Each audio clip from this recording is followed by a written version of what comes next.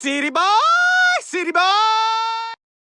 Ladies and gentlemen, it's your boy, Nate the Great, back with another video. And you know we gotta go ahead and do a Friday night Smackdown review, baby. Yeah. Alright. Initial thoughts on the show. It was alright, I guess. Mostly ass, but alright, I guess. So we're gonna go ahead and break it down. Segment by segment. All that good shit. And, yeah, let's just get into it, man. So we start off with some superstar walkouts, of course, and our Rumble recap. Okay? Since this is the week after the Royal Rumble. So we gotta do that. That takes up a good 5 minutes of the show. Jey Uso comes out. Yeets all over the place. Alright? Of course, for, about 5 minutes. And then just like Monday Night Raw, we get a yeet encore. So he yeets for another couple of minutes. Alright? So it's about depending on where you're at, you know what I'm saying? But for me, it's about 6:11, 6:12, right? When he finally, starts to speak words, you feel me? Basically says the same shit that he said Monday night and then welcomed out Cody Rhodes. Alright? Cody Rhodes comes out to a fucking relatively dead crowd. Alright? It's like the people of Memphis were not overly excited to see Cody Rhodes. Jey Uso got a bigger pop than Cody Rhodes. Alright? There's actually a couple of superstars that got bigger pops than Cody Rhodes. Alright? And, we'll get to that as it goes by. But, basically when Cody Rhodes comes out, he says, what this motherfucker say? He said, Memphis, main event Jey Uso, I know what you want to talk about, so let's talk about it, or whatever. Jey Uso basically says, I can either stand across from you, right, at the WrestleMania, or I can stand beside you, alright, as a fellow world champion, alright. Cody says, you know what I'm saying, that he's injured and all that good stuff, but obviously, all the fucking ladders that them motherfuckers went through on Saturday, I wouldn't expect anything less, although he's not selling very much. But yeah, he said he's injured and all that good stuff, but he also says that he's proud of not Cody Rhodes, he says he's proud of Jey Uso, you know what I'm saying, stepping up and becoming the Royal Rumble, excuse me, damn it, the Royal Rumble winner. Alright. You know what I'm saying? He says that, they've had a lot of good times. They've had a libation or two. Like, he actually said that shit. I know C-Jax had to pop for that. Said he had a libation or two with him. But said that, if he chooses, if Jey Uso chooses Cody Rhodes, then they should make some memories here in Memphis because it'll be the last time, right, that they are able to do that because Cody Rhodes has to win at WrestleMania. Alright? Then we get the new Wild Samoans interrupting. Like I said, I will be calling Fatu and Tonga that until a better name comes along, until they actually come up with a name for themselves, because I will not be calling them Bloodline anymore. Fatu says if anybody comes out and is from the family and is able to get the WWE Championship back, then it won't be Jey Uso. Alright? And then we immediately get a brawl. Jey Uso just kicks the shit out of Tama Tonga, you know what I'm saying? Fucking Fatu just, beats the shit out of both of them. Then the numbers game kind of catches up to them. It was a brawl. We've seen this brawl a few times already. Alright? So, nothing really to talk about there. But at the end of this segment, we are 23 minutes in. Okay? 23 minutes of nonsense. Alright? Bad, horrible, garbage TV is what I call this right here. And we move on, okay? So, next up, we get a Elimination Chamber qualifying match between Piper Niven and Bianca Belair, alright? This match wasn't too much to write home about. We had some decent action, I guess, but what you need to know is that Bianca went ahead and won, obviously, by hitting the KOD on Piper Niven, all right? And I don't like that they try to make it seem like a big ass deal every single time Bianca picks up either Piper Niven or Nia Jax or whatever the case might be. I simply don't fuck with it for this reason alone, is that we've seen it 1,000 times by now, so we know that she's beyond capable of picking these two bitches up. All right, we know she's capable of picking Otis up on her shoulders, so it's like, for me, you know what I'm saying, for the people at home that have actually been watching the product for some time now, right, this is nothing surprising. So the fact that they try to put it over every single time, is whatever, all right? It got a big pop from the crowd in Memphis, though, so there you go. That's what they do this shit for. We move on. We get K-Squared backstage, Katana Chance and Kaden Carter backstage. They're talking to Nick Aldis about something. I'm assuming the tag team title match, or you know what I'm saying, a little, you know what I'm saying, menage a trois, if you feel what I'm talking about. Carmelo Hayes interrupts him. You know what I'm saying? Says, get the fuck out of here. And Nick Aldis says that Adam Pearce gave him a call and said that a Raw superstar wanted a match with Carmelo Hayes this evening. All right. And out comes Akira Tozawa, right? And, Melo's like, all right, cool, say less. You know what I'm saying? We could go ahead and make this happen. This is going to be a layup. All right. And we move on. DIY, they come out. They have a promo segment. Okay. Before this promo segment even starts, okay, like I said, we were 23 minutes in after the first segment, all right? Within the next 20 minutes of the show, we got 3 different commercial breaks, all right? We got a commercial break during the Bianca Belair match. We got a commercial break right before the Carmelo Hayes and DIY shit. And then we got the Carmelo Hayes and Nick Aldis, backstage thing.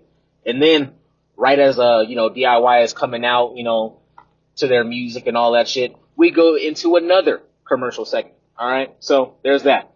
DIY basically says that, they try to hold a moment of silence for, the Motor City Machine Guns' their title aspirations, right? Because, they beat them twice and, I think they also beat them before that. I don't really know or care at this point. But yeah, they beat them quite a few times at this point.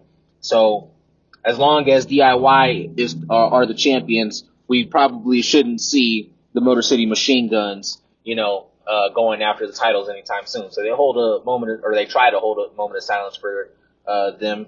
But, Memphis does not give a fuck about DIY. They're booing them out of the building. And this is not, heat that is like, heel heat or whatever. This is go away heat. This is get the fuck out of my face heat. You know what I'm saying? This is leave me the fuck alone heat. You know what I'm saying? So that's what DIY we're getting.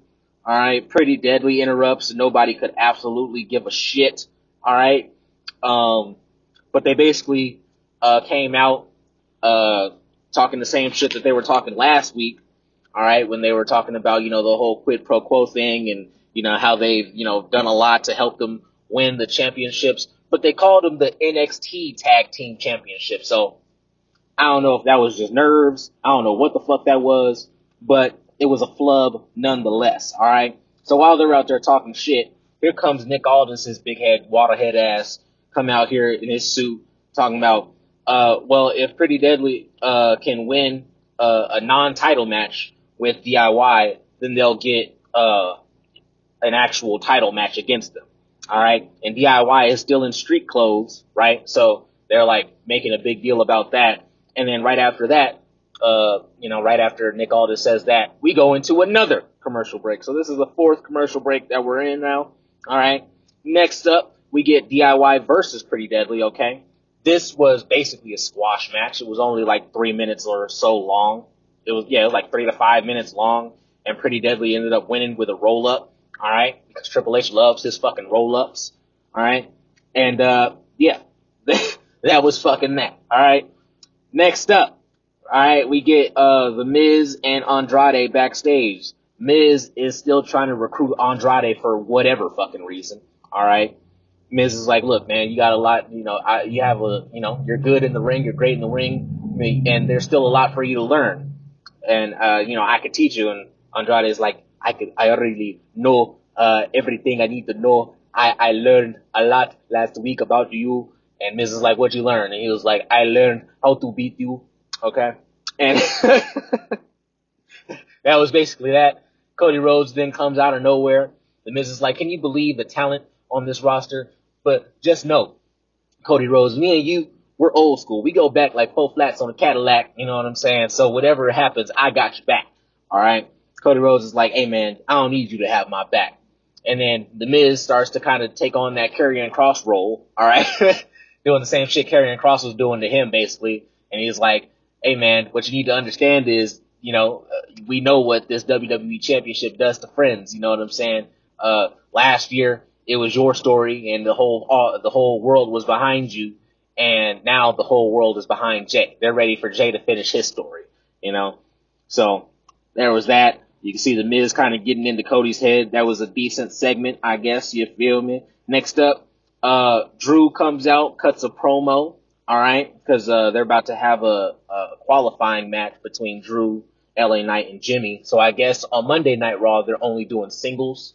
And then for the men, they're doing singles elimination matches. And then on Friday Night Smackdown, they're going to be doing triple threats. Why? We don't know, but whatever. All right.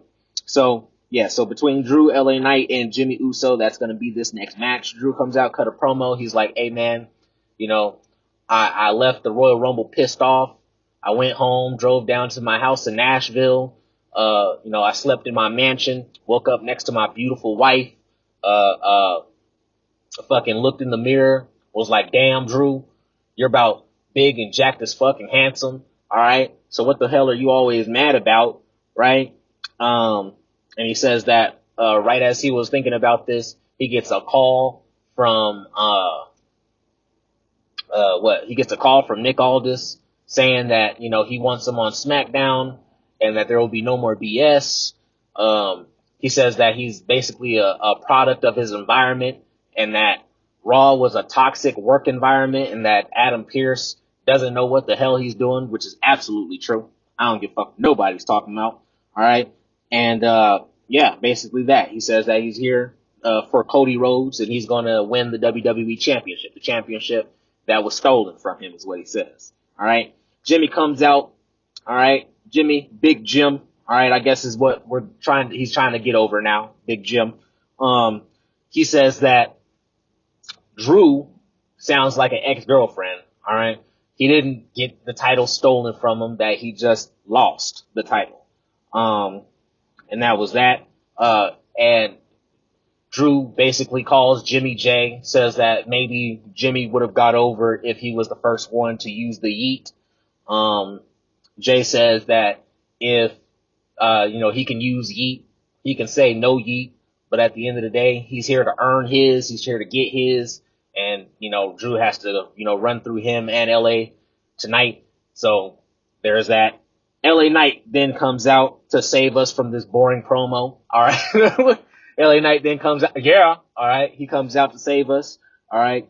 And he starts off by saying, hey, before I die, I want to be the kind of guy that, leaves a positive impact on the world. So I want to let all the men and the boys out there know that if you need to cry as a man, it's okay. Just let it out. That doesn't make you any less of a man. But there comes a time where it just becomes too much. And that man would be Drew McIntyre, okay? He says, you cry so much, I think I heard somebody over here on this side say, call you Drew McIntyre. And that shit made me laugh, all right? Basically says, everything else that LA Knight usually says. He's getting ready to give them 3 the hard way, getting ready to drop some dummies on their head, and we get to the match, all right? Now, this was a decent match, all right? This was a very decent match. We got 2 commercials during this match. We got our 5th and 6th commercials during this match. But there was a lot of cool spots, a lot of shenanigans, all right?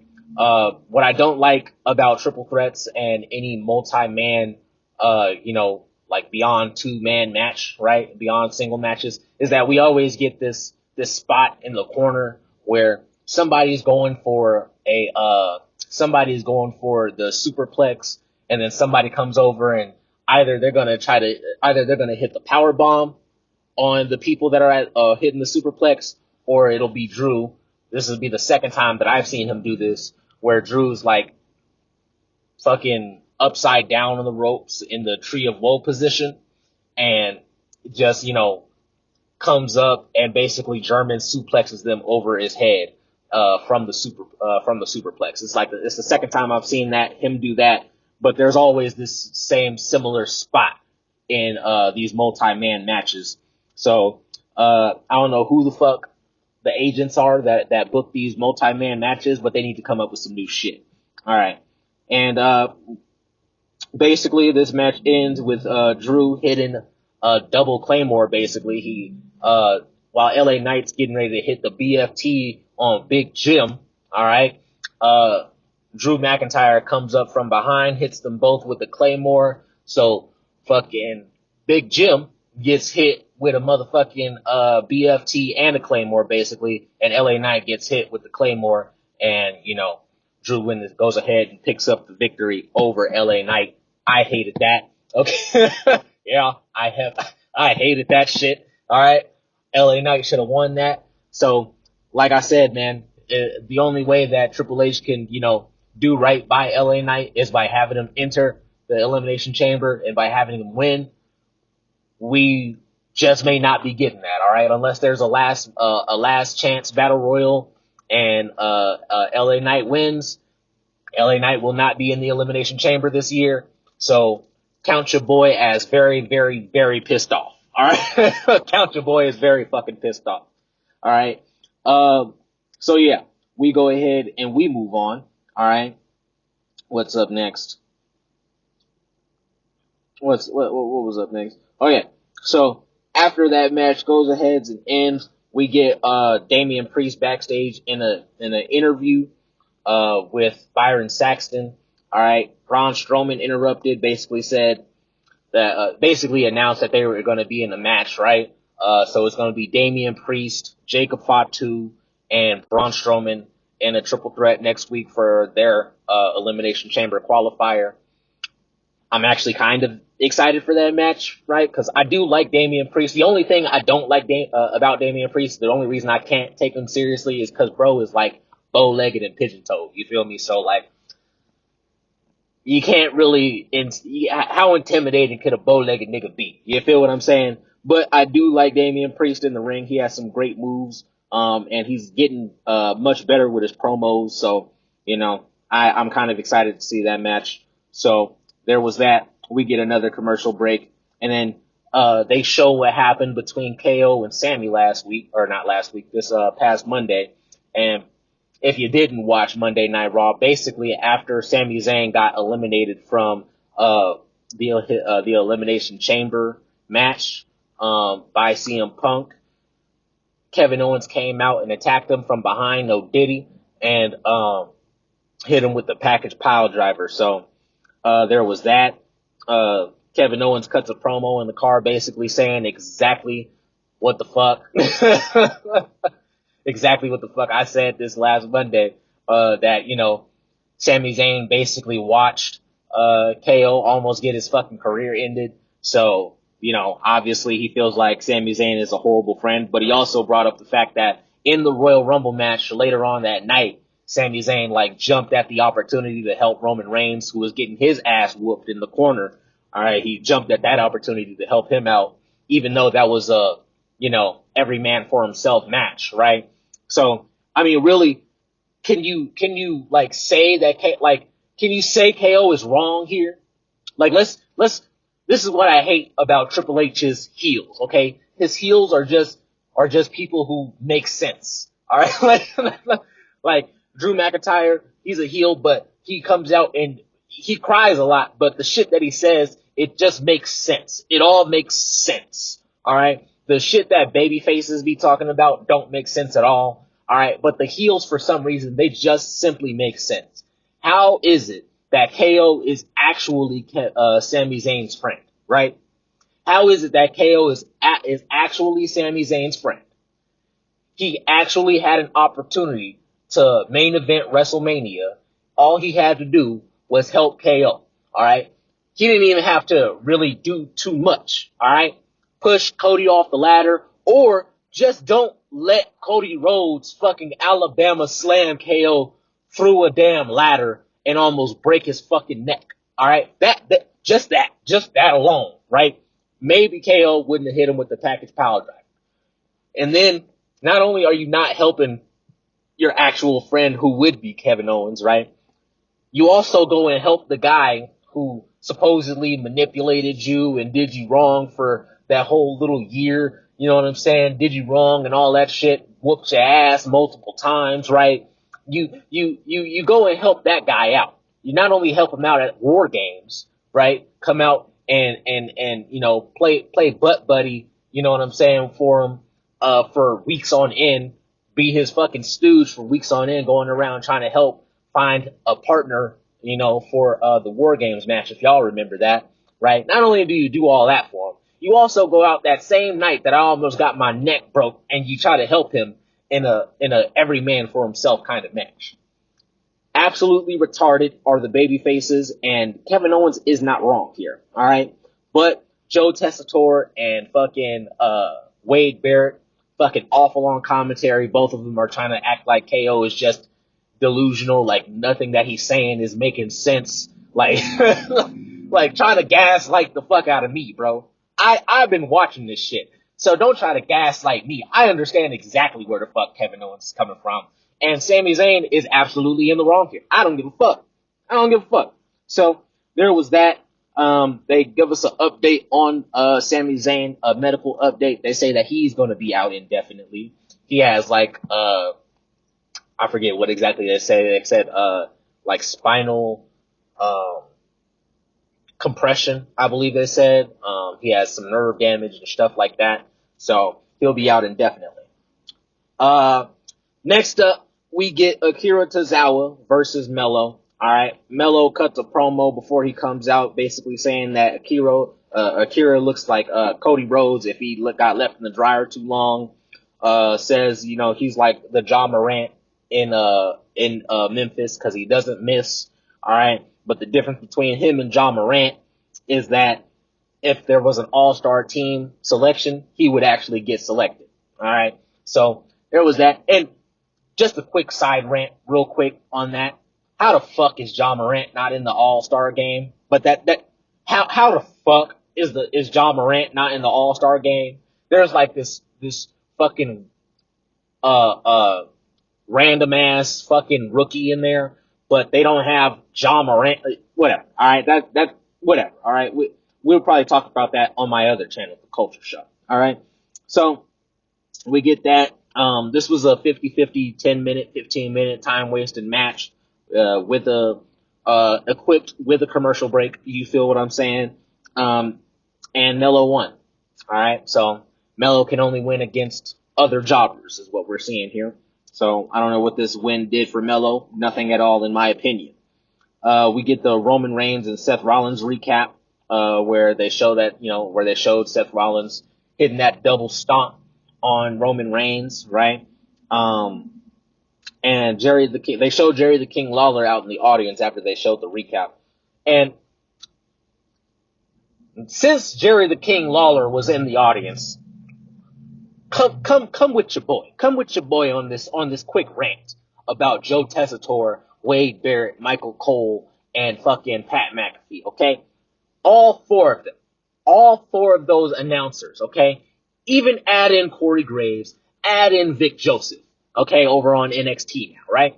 Add those motherfuckers in. The 6 of those motherfuckers couldn't even lace up the motherfucking boots of Jerry the King Lawler as an announcer, okay? Let alone as a wrestler, but as an announcer, alright? Them motherfuckers can't lace up his motherfucking boots. They couldn't polish his microphone, nigga. Couldn't polish his crown, my nigga.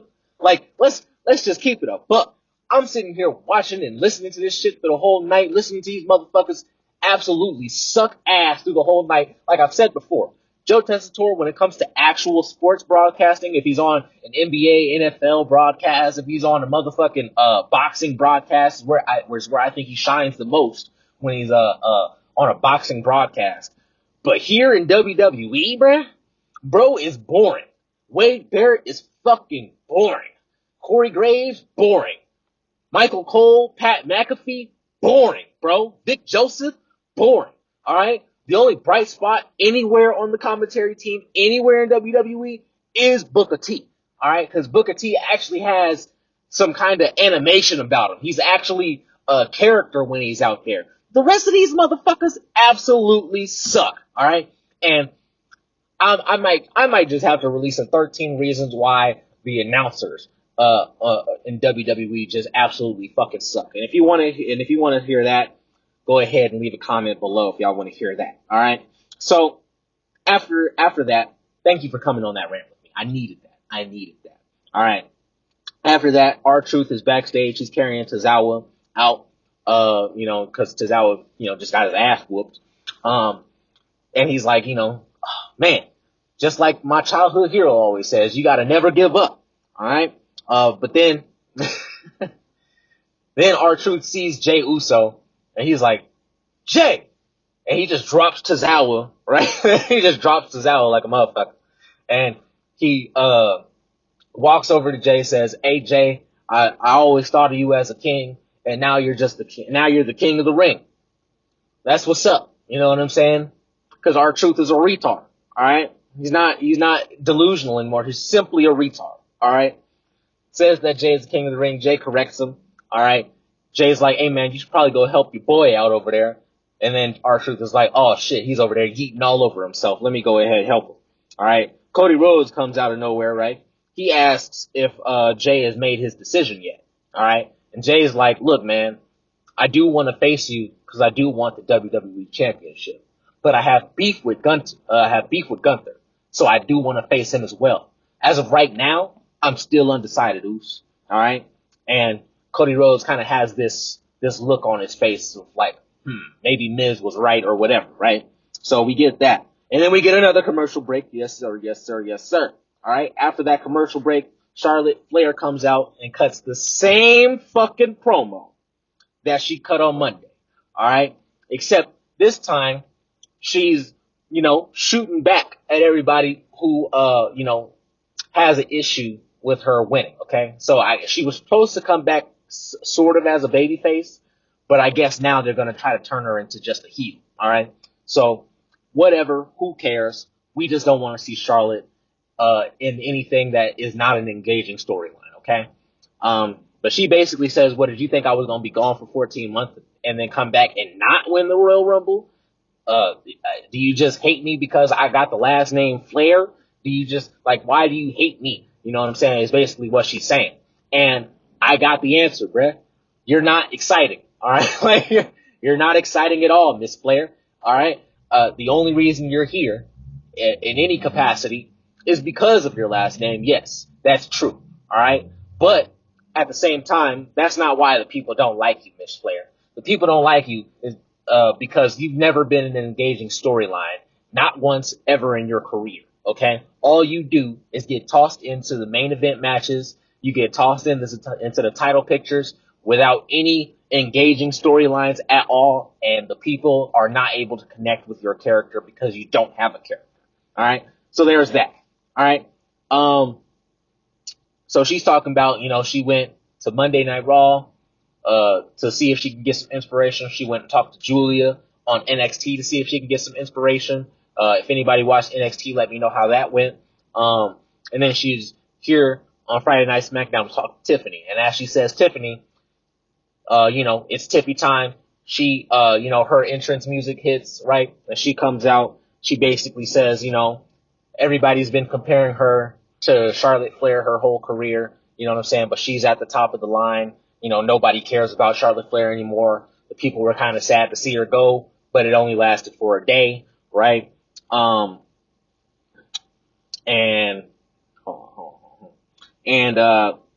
She basically says that she used to be Charlotte Flair's biggest fan, but she wants Charlotte Flair to pick her So that way, people can no longer compare her to Charlotte Flair because she is better than Charlotte Flair. Charlotte Flair basically says that when I went and talked to Rhea on Monday, I said that she reminded me of a kid. You remind me of a child. What the difference is, I don't know. Your boy don't know. All right. But yeah, she basically says that she says that if you want a match with me at WrestleMania, you're gonna have to get down on your knees and beg for the match. Okay. Nia Jax then comes out, interrupts, basically says that this match is not going to happen, and if it does happen, it's not going to happen until she gets her title match. So Nia Jax basically says that she's going to get a title opportunity next week on Friday Night SmackDown against Tiffany. Finally, I guess, for some reason now, instead of building up an actual storyline to maybe go to WrestleMania about this, since, they actually kind of built something up for that whole year.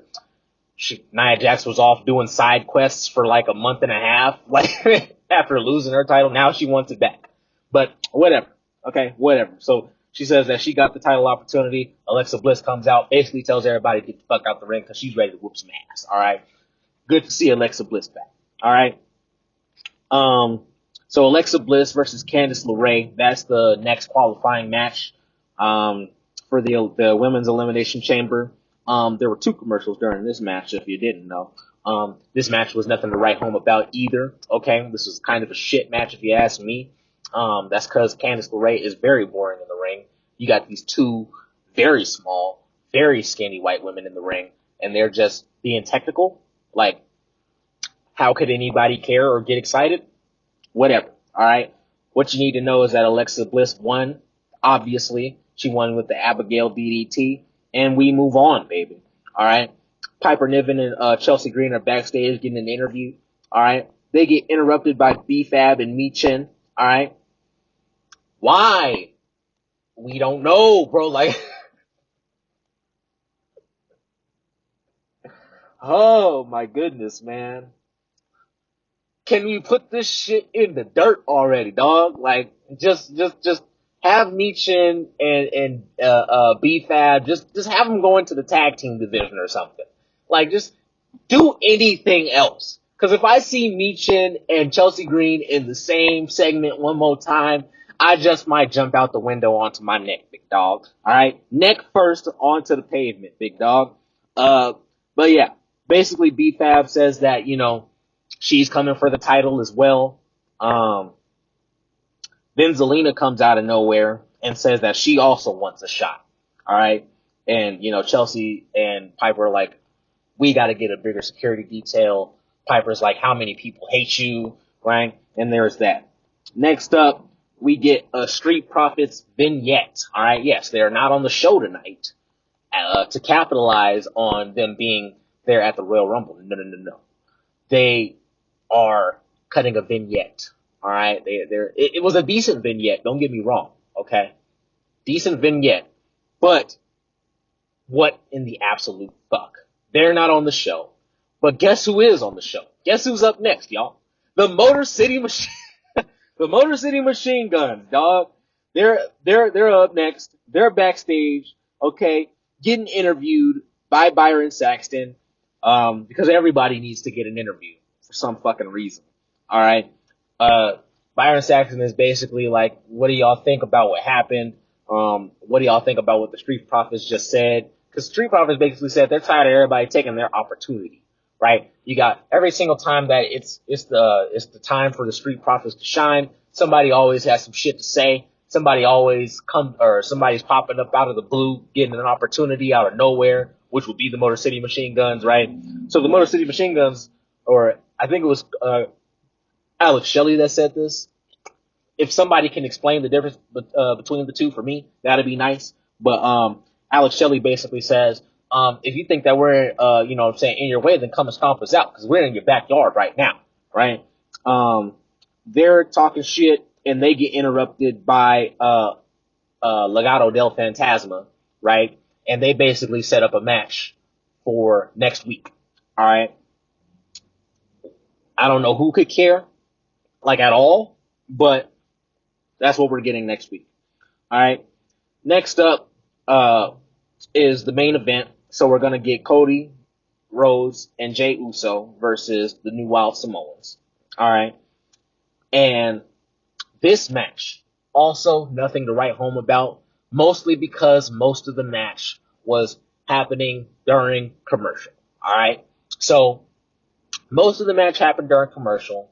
The little bit that I did see of the match, okay, during the last little 10 sort of minutes, it was decent action, I guess, but we've seen this match already multiple times.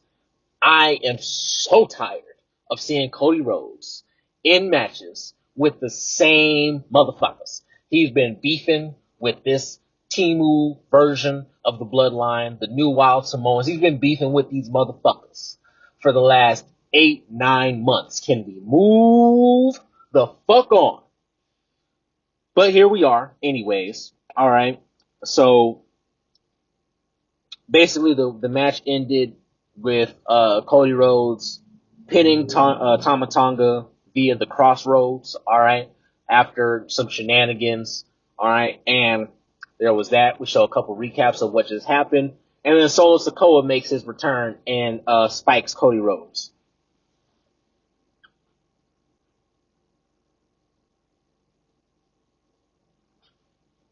Now let me ask you. Do you give a fuck? Do you give a fuck about this? Because I don't give a fuck about this shit. There's no way in hell I could give a fuck about this shit. How do you expect anybody to care about this shit? Haven't we already seen this before? You feel what I'm saying? Haven't we? First, okay, so you mean to tell me Solo Sikoa gets his ass handed to him by Roman Reigns, right? Doesn't show up for 2 weeks. When he does show up, he comes out for 30 seconds, sits on the mic, doesn't say anything, drops the mic, leaves for 4 weeks. He just leaves. Is gone for like 3-4 more weeks. And then comes back out of nowhere in a black hoodie and spikes Cody Rhodes. Can somebody explain the logic to me? If there is any? Because in my opinion, there is absolutely no logic to this. There's zero logic to this. Let's throw Solo Sikoa out there somewhere, is what Triple H basically said. Okay? Don't have him make his return at the Royal Rumble and actually have an impact at the Royal Rumble. No. Let's not give Solo Sikoa the Royal Rumble win after basically having Smackdown in a chokehold, right? For the last year and a half, or the last year since Roman Reigns has pretty much been gone, right? Whooping everybody's ass and getting a lot better on the mic, you know what I'm saying? Becoming much better with his crowd control, all this stuff. No, we're going to job him out to Roman Reigns.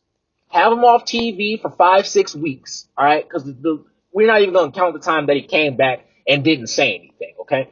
Because how could we? He didn't say anything. He came out, didn't say shit, and just walked away, okay? After that, we're going to have him go back to feuding with Cody Rhodes. I don't get it. I don't fucking get it, bruh. I don't get it. Now, I said at the beginning that the show was alright, but now that I'm going through it and I'm thinking back on everything that actually happened, alright, this show was ass, bruh. This show was ass, bruh. Alright? Let's just break down a couple things. Alright? So, not only did LA Knight lose, alright? I'm always gonna be mad when LA Knight loses. I don't care. Okay? Yeah. Alright? LA Knight loses. Alright? You get Cody Rhodes and Jey Uso in the beginning cutting an absolute awful promo against each other. We already knew that was gonna be ass. Alright? Then we get Jacob Fatu and Tama Tonga out there to challenge. I mean, you know, they didn't challenge them to a match, but we knew that a match was going to happen as a result of them coming out there because that's what they do, right? So we get to see the same match that we've seen multiple times before while they were beefing with the Bloodline, right? Or the new Wild Samoans, whoever you want to call them, all right? So we've seen this match before. But now, right, we're going to get that in the main event. We're going to have Solo Sikoa make his return for no reason at all. No logic to his return at all, right? We got Piper and Bianca, all right, decent match or whatever, right? But then we have, as a result of Piper losing this match, we have Me, Chin, and B-Fab coming and beefing with these motherfuckers still. They've been beefing since October. This is long-term booking? Is this long-term booking? Hey, Marks, can you let me, is this long-term booking? Somebody let me know something. Because this doesn't seem like long-term booking if you ask me. You got DIY coming out there getting a whole segment. The Street Profits are nowhere on the show. Besides in their little vignette. But DIY and Motor City Machine Guns, Los Garza, and Pretty Deadly all get on the show. But the Street Profits who just made their turn, they don't get on the show. They don't actually get to be there. Okay? We got the Miz bullshitting. Okay? Like, what are we doing? We got, like, can somebody please explain to me what the fuck is going on? Can somebody explain to me how anything tonight, okay, because this is WrestleMania season, baby, right? Can somebody explain to me how anything tonight got you hyped for WrestleMania? Or even Elimination Chamber? Since that's the next pay-per-view. Did anything exciting happen tonight, bruh? Anything that we haven't seen before, did it happen tonight?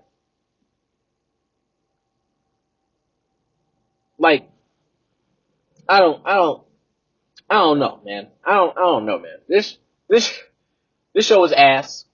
I'll give it a 2 out of 10. Alright. Only reason it's getting a 2 out of 10 is because the champion wrestled. Alright.